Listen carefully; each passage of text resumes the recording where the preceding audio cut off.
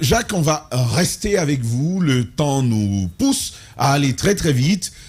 C'est demain, finalement. Les Guinéens ont attendu ça pendant plusieurs années, 7 ans au moins.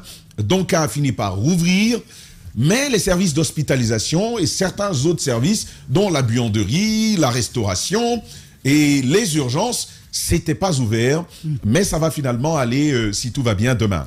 Il faut déjà préciser que nous en avons parlé ici, il y avait une volonté de faire des choses de façon périodique. Graduelle. Évidemment, ça a pris du temps. On peut comprendre les citoyens qui se disent mais pourquoi jusque maintenant donc on n'ouvre pas alors qu'il y a eu l'inauguration. L'administration a donc opté pour une ouverture graduelle. Les urgences ont déjà ouvert. D'accord. Donc l'administration s'est installée. Moi personnellement j'y suis allé, j'ai pris ma carte. Donc il y a beaucoup qui vont actuellement pour prendre leur carte.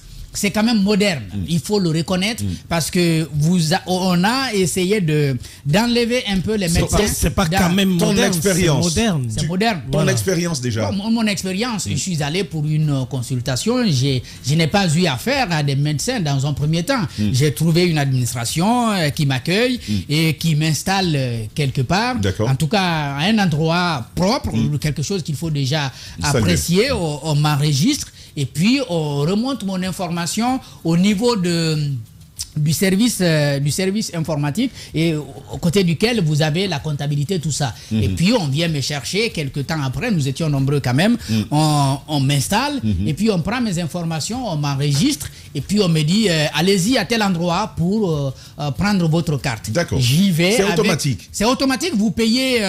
je crois 170 000, vous avez une carte pour une consultation, disons les consultations. Pendant un mois, vous ne payez pas. Si vous tombez malade plusieurs fois, 10 fois pendant ces mois-là, vous venez gratuitement, on vous consulte avec votre carte. Et puis, la carte a une validité de 3 ans. Donc, pendant 3 ans, vous avez cette carte avec laquelle... Avec un numéro unique. Numéro unique. Un numéro de dossier. Et une fois qu'on vous a enregistré... Jacques, il faut préciser, les consultations, oui, mais s'il y a les ordonnances qui sortent, vous devez les payer. Non, mais les ordonnances, c'est comme d'habitude. Quand on parle de gratuité, le médicament, les gens s'empressent pour ne pas... Non, les médicaments, quand même, vous allez les chercher. Et évidemment, quand vous finissez, avant même que vous ne finissiez tout le process, votre nom est déjà arrivé chez votre médecin. Donc, le médecin vers lequel on vous réfère. Et c'est là où vous partez, vous trouvez déjà les premières informations. Vous avez, le médecin a déjà les informations sur vous. Ça paraît pour le moment lent parce que tout ne s'est pas mis en place. Mais si les choses se normalisent très bien, c'est quelque chose de très bien.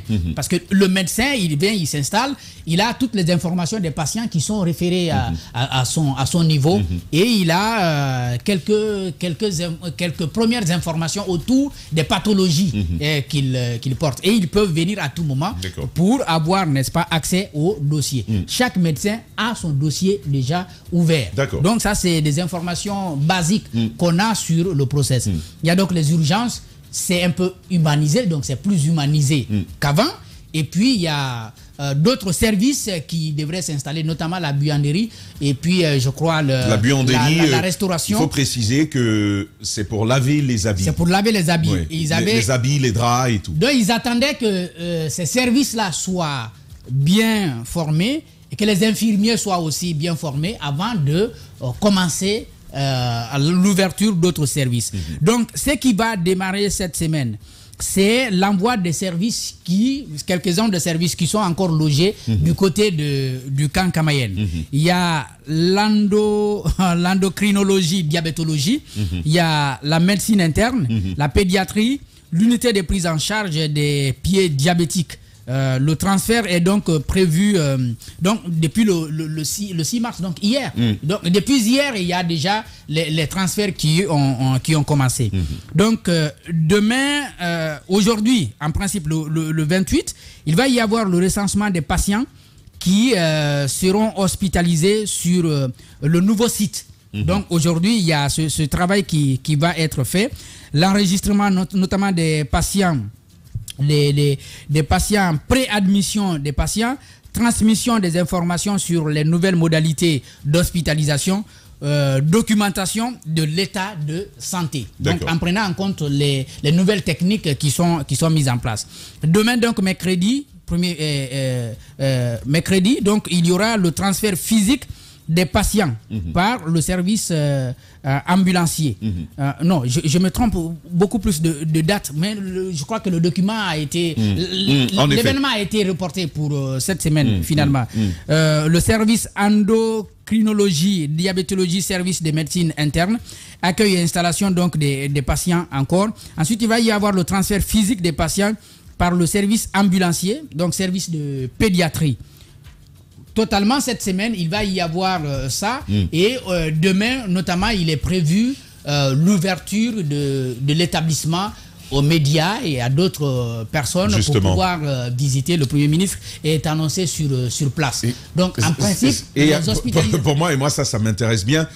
Cette nouvelle, c'est de dire personne n'apportera plus son repas à Donka si vous y êtes hospitalisé. Si vous y êtes hospitalisé, en principe... comment ça va fonctionner? Ça, c'est... Parce qu'il a été dit, par exemple, pour la pédiatrie dont Mara parlait hier, si vous avez votre enfant, sauf si vous souhaitez rester forcément, mais il y a des gens, d'après les informations qu'on nous a données, on pourra vérifier ça les jours et semaines à venir, il y a des gens qui sont formés pour ça, pour s'en occuper. Peut-être une maman qui souhaite rester peut rester, mais elle ne fera pas la lessive et elle n'aura pas besoin de préparer pour donner à manger, n'est-ce pas, à l'enfant.